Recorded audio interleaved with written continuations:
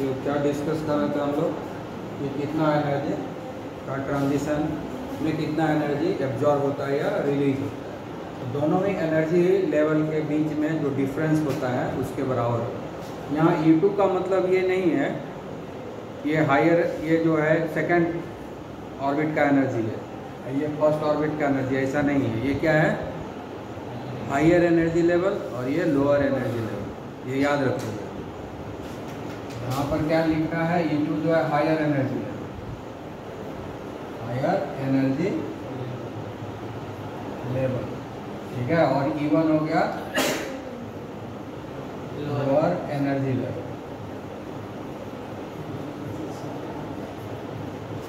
तो इसका जो फॉर्मूला होगा क्या लिखते हैं, एनर्जी का formula 2 - 2.18 into 10 to the power कितना बताए थे, -18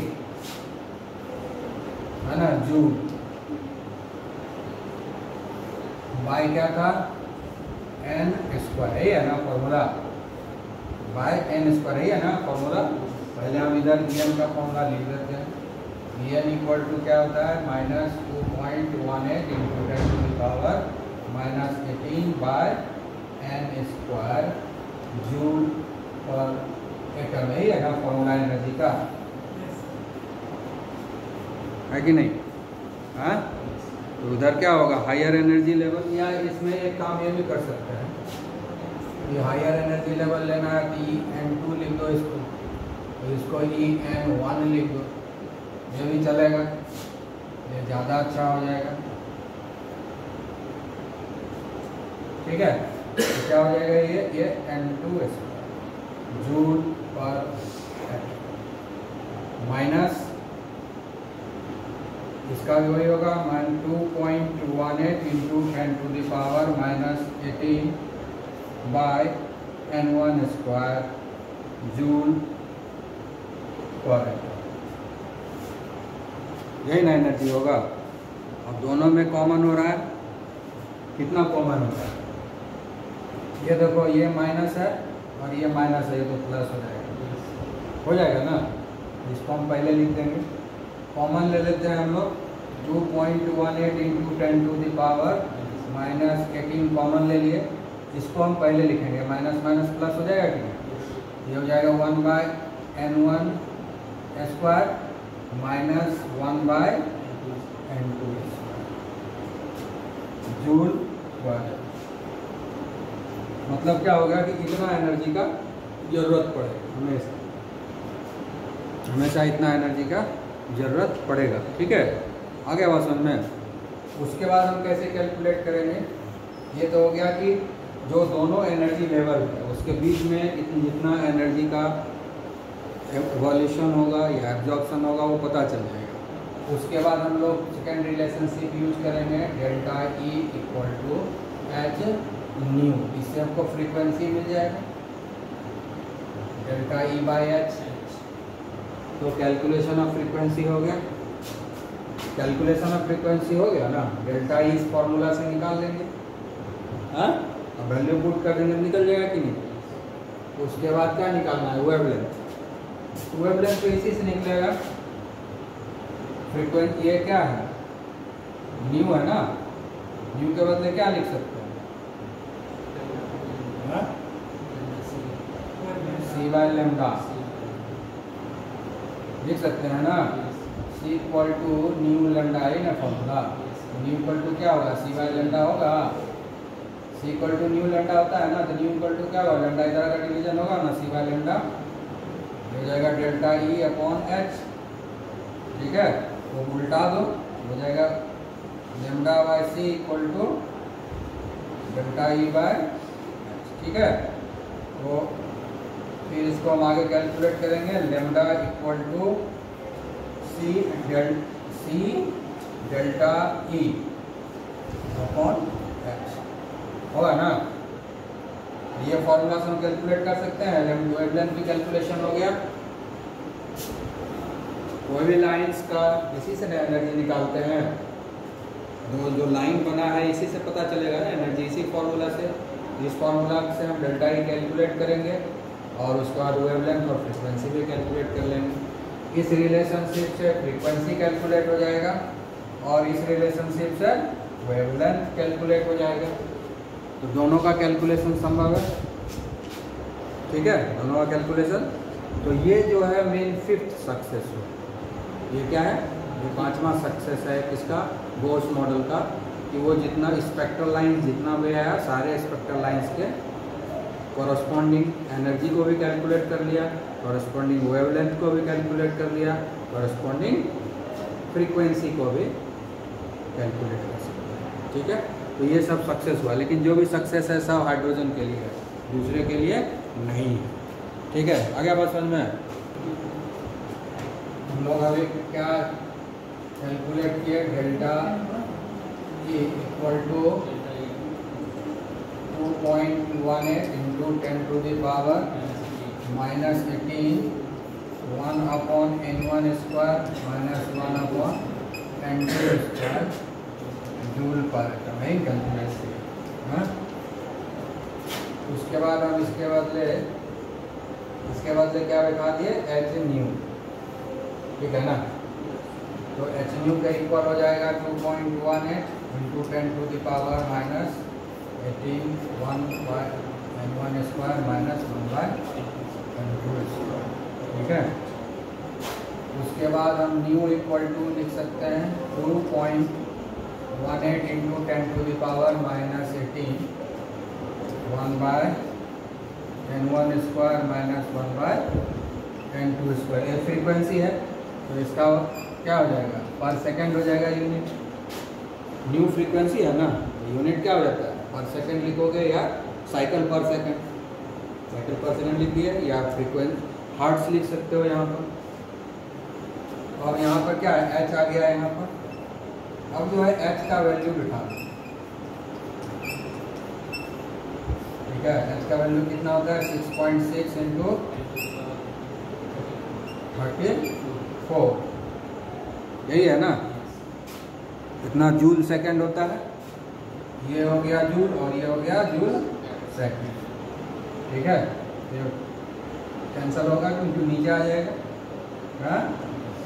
1/n1 square by 1/n2 square, ठीक है। जूल जूल कैंसिल हो जाएगा तो सेकंड पर सेकंड बचेगा कि नहीं, तो हम यहाँ लिखे करेक्ट है कि नहीं। अब ये दोनों को अच्छे से कैलकुलेट करोगे तो ये आ जाएगा 3.29, ये हो जाएगा 3.29 इंटू 10⁻15 माइनस 30, ठीक है, 10⁻15 1/n1 square minus 1/n2 square. तो कोई और इजी हो गया, अभी हम बताया तो उतना फॉर्मूला बिठा करके बनाने के लिए। अब इसका भी एक स्पेशल फार्मूला निकल गया, आराम से तुम इससे फ्रीक्वेंसी निकाल सकते हो, सिर्फ n1 और n2 का वैल्यू बिठा दो। अगर ये फार्मूला तुम्हारे पास याद रहता है तो न्यूमेरिकल और जल्दी बन जाएगा। डायरेक्टली इस फार्मूला को बिठा दोगे तो तुमको इतना ऐसा वैल्यू एक साथ पुट करने की ज़रूरत नहीं है, खाली n1 और n2 का वैल्यू बिठाओगे बन जाएगा तुरंत, ठीक है ना। तो ये फार्मूला को बार बार यूज करोगे तो याद हो जाएगा। तो इस फार्मूला से हम फ्रीक्वेंसी को कैलकुलेट कर सकते हैं ना, हाँ। तो फ्रीक्वेंसी जब कैलकुलेट होगा तो वेवलेंथ भी कैलकुलेट हो जाएगा, खाली उल्टा करना। जैसे ही फ्रीक्वेंसी निकलेगा तो हम क्या करेंगे, वेवलेंथ निकालना है तो फ्रीक्वेंसी का उल्टा हो जाएगा, समझ गए। तो हम जो है अब एक चीज़ और, हम इसका एडवांटेज क्या है, सक्सेस क्या है कि जो रीडबर्ग फार्मूला दिया गया था वो रीडबर्ग फार्मूला को भी वो फॉलो करता है। रीडबर्ग फार्मूला बताया था मैंने, तो इससे तुम रीडबर्ग फार्मूला भी निकाल सकते हो। वो भी एक सक्सेस हो गया बोर्स मॉडल का, कि जो फार्मूला रीडबर्ग ने दिया था स्पेक्ट्रम के लिए वो हम बोर्स मॉडल से भी कैलकुलेट निकाल सकते हैं। बोर्स मॉडल से भी वही फार्मूला आ रहा है कैलकुलेशन करने, तो बोर मॉडल भी उसको फॉलो कर रहा है, बोर मॉडल उसको एकोमोडेट कर लिया है तब ना, तो ये भी एक सक्सेस हुआ, ठीक है, हैं? तो हम लोग अब वेव नंबर को निकालेंगे। वेव नंबर यही है ना, हाँ। वेव नंबर का क्या होता है, 1/λ, ठीक है। यहाँ से लैम्डा निकाल लेंगे, सिर्फ यही है ना, हाँ 1/λ और 1/λ c equal to nu lambda है ना, है हाँ, तो लैम्डा इधर लाएंगे, c को उधर ले जाएंगे, तो 1/λ equal to nu by C होगा कि नहीं, c equal to nu lambda इससे निकलेगा, 1/λ equal to nu by C निकलेगा ना। हम इसको लिख सकते हैं न्यू बाई सी, लिख सकते हैं, हाँ न्यू का वैल्यू इतना आ गया, न्यू का वैल्यू, तो अब लिख सकते हैं इसको 1/c इंटू न्यू, ठीक है। तो हम लोग 1/c, c का वैल्यू हो गया 3.1, कितना होता है speed of velocity, speed of velocity ये भी याद है, 3 × 10⁸ मीटर पर सेकेंड, n होता है स्पीड ऑफ वेलोसिटी, और न्यू का वैल्यू हम यहाँ निकाल चुके हैं 3.29 × 10⁻15 1/n1² माइनस 1/n2², है ना फॉर्मूला, हाँ इसको जो कैलकुलेट करोगे तो कटेगा कि नहीं, भागोगा ना, हाँ भाग देने के बाद वही आता है जो रिडवर्क फॉर्मूला आ जाता है 10967 इंटू 1/n1² माइनस 1/n2² आ गया, कैलकुलेट करोगे यही चीज़ आ जाएगा। अच्छा हाँ एक चीज़ और देखना होगा, क्योंकि ये जो दिए थे वो सेंटीमीटर में दिए थे, ये जो दिए थे सेंटीमीटर में दिए थे ना, इसलिए हम स्पीड ऑफ वेलोसिटी यहाँ पर इसको सेंटीमीटर में हो जाएगा 10⁻10 सेंटीमीटर पर सेकेंड, क्योंकि ये जो फॉर्मूला आया है सेंटीमीटर में है, इसलिए उसको हमको बढ़ाना पड़ेगा, ठीक है। आगे समझ में, तो अब क्या होगा, ये इसका यूनिट क्या हो जाएगा पर सेंटीमीटर, क्योंकि ये वैल्यू जो दिया गया है पर सेंटीमीटर में दिया गया है, मीटर में नहीं दिया गया। रिडवर्क जो दिए तो फॉर्मूला वो सेंटीमीटर के टर्म में दिए, इसलिए हमको जो है स्पीड ऑफ लाइट जो है वो सेंटीमीटर के टर्म में लिखना होगा, 10⁸8 मीटर पर सेकेंड नहीं, 3 × 10⁻10 सेंटीमीटर पर सेकेंड लिखना होगा। बाकी तो ये पर सेकेंड है तो कोई दिक्कत नहीं है, ठीक है, पर सेकेंड कट जाएगा, सेंटीमीटर बच जाएगा।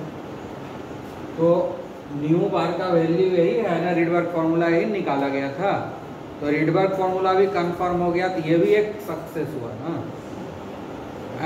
Derivation of Rydberg formula. तो और एक सक्सेस क्या हो गया, 6th सक्सेस क्या हो गया,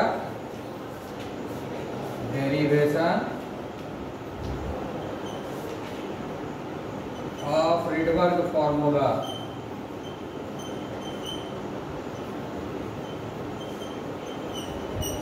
ठीक है, 6th सक्सेस क्या हो गया, डेरिवेशन ऑफ रिडवर्क फॉर्मूला, है ना डेरिवेशन ऑफ रिडवर्क फॉर्मूला।